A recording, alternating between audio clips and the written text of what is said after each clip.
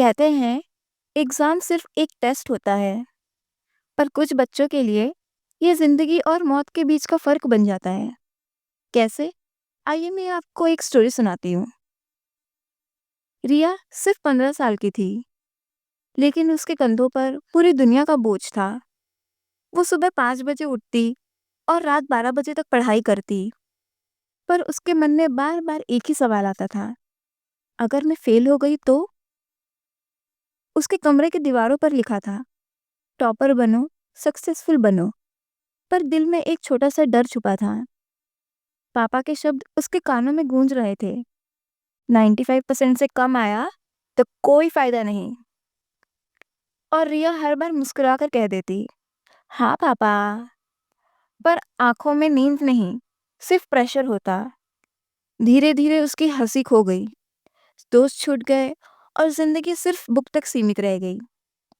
एक रात उसने अपनी डायरी में लिखा, मैं कोशिश तो पूरी कर रही हूँ, पर क्या इतना काफी होगा? और अगले ही पल वो बेहोश हो गई। हॉस्पिटल में डॉक्टर ने कहा, ये पढ़ाई का प्रेशर है और अगर ये ऐसा ही चलता रहा तो नुकसान हो सकता है। पापा चुप थे, माँ रो रही थी। एग्जाम का दिन आया। रिया के हाथ कांप रहे थे, दिल तेजी से धड़क रहा था। क्वेश्चन पेपर सामने था, सब आता था, पर दिमाग फ्रीज हो चुका था।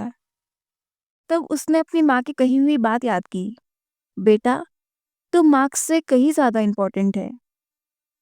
उसने अपनी आंखें बंद की और गहरी सांस ली और लिखना शुरू किया। रिजल्ट का दिन आया। पापा के एक्सपेक्टेशन जितना तो नहीं, सिर्फ 68% आया। रिया का दिल टूट गया। उसकी आंखों से आंसू बहने ही वाले थे कि पापा ने उससे गले लगाकर कहा, मुझे 95% नहीं, मुझे मेरी बेटी खुश और जिंदा चाहिए। उस दिन रिया समझ गई, मार्क्स तो सिर्फ कागज पर लिखे होते हैं और जिंदगी दिल में होती है।